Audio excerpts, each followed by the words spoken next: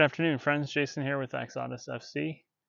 Here to get in a little update during the international break again. So let's see. There were two games of significance today. The first one was Ukraine-England, I guess you could say, and actually ended up a 1-1 draw. Zinchenko of Arsenal fame scored the opening goal for Ukraine, and then a little while in the first half, later in the first half, I believe, Kyle Walker equalized off a Harry Kane assist, and then they just played to a draw after that. Definitely a good defensive effort from Ukraine, and sounded like England had dominated possession, but just couldn't make it happen in the offensive third. So definitely a good outcome for Ukraine. England's still undefeated in their group. I think they're like at 13 points or something like that. In good shape. Ukraine's in second place, a little ways behind. Lots of games still to play. They don't wrap up until like November, I believe, for the groups. So then the other game today was let's see, Israel and let's see, who did they play? Romania, and that was a big game, and that also ended up a draw, which was a good outcome for Israel. And I think they're still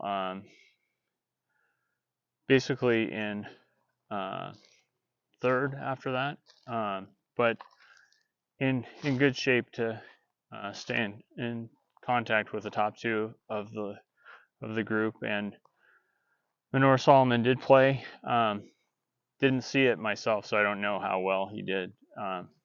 No major stats showed up, and yeah, it's interesting too with the stats that I've found for the game. It's hard for the Euro.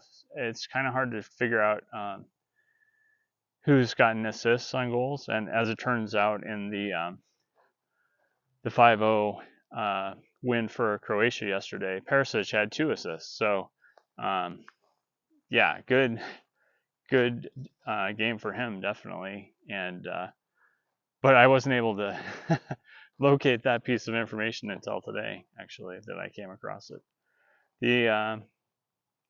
The other significant thing that kind of had YouTube circles up in arms a bit was the recent Harry Kane interview, where he was asked kind of about the difference between, or Bayern versus Tottenham in a way, and he kind of talked about the winning mentality that's a part of Bayern versus Tottenham, and how maybe a few losses was more acceptable at Tottenham, which I would say not really, in the sense that managers were fired over those scenarios. So yeah, it's not like that was really true. But at the same time, I do understand where he was coming from in terms of the mentality at Bayern, or a team that consistently competes for the and the pressure of a team that competes for titles, like league titles, year in, year out, is different than when you're, a team like a Tottenham or an Arsenal, really, where you're aspiring to that, but you haven't won it recently, versus winning it virtually every year. If you don't win it, or if you're not like in that title game every year, something's gone wrong, seemingly.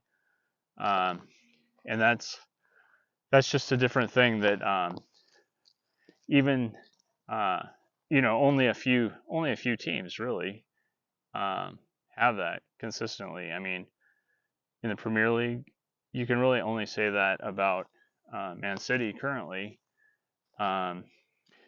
Obviously, the Bundesliga really, you can only say that about Bayern,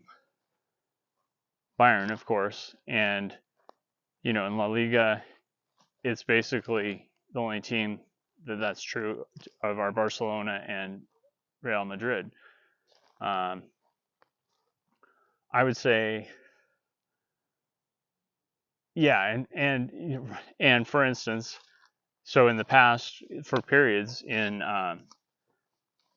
Serie A, obviously Juventus, but actually uh, there's um, more competition that's a little more wide open. Actually, a league than some of the others in terms of, Napoli just won in the last year. So anyway, um, it's an interesting uh, situation, and I think, I'm not too too upset about it. I think it is better for Tottenham that Kane moved on, and I think it's better for Kane that he moved on. I think mentality aside, there's also a little bit of a. I saw a good line on a YouTube comment to the effect of, it's not that Harry Kane outgrew Tottenham, it's Harry Kane's ego got too big for Tottenham. And so, in a scenario like that, which we know as of a few years ago when he tried to go to City, he didn't want to be at Spurs anymore, and that's fine. He has potential to do big things or fail spectacularly, but at Bayern. But he's made the move, and I wish him well. We'll see what happens, and yeah, and hopefully he won't have to make too many more comparisons and refer back to how Tottenham failed him or whatever, and which is, I think, what really bothers people the most. And yeah, hopefully he'll just. And actually, I mean, my biggest complaint has been he hasn't really wished his former teammates well or good luck in games or things like that in the first 4 games. And to me, that would be a thing that he could easily do and get some goodwill from the masses. But it's fine. He's doing what he's doing, and we're doing what we're doing, and I think it's all going to work out fine. And we don't need Harry to pat Tottenham on the back and wish those guys well. But I think it would make him look better. Anyway,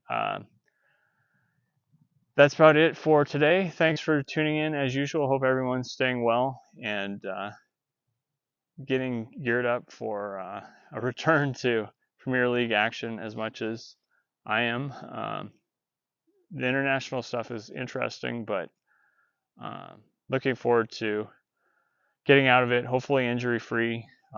There was some actually report of Romero maybe having some kind of issue, hopefully very minor. And anyway, we'll worry about that down the road. But on that note, thanks again for tuning in. Like and subscribe if you enjoy these. And I'll see you again tomorrow. And remember, to dare is to do.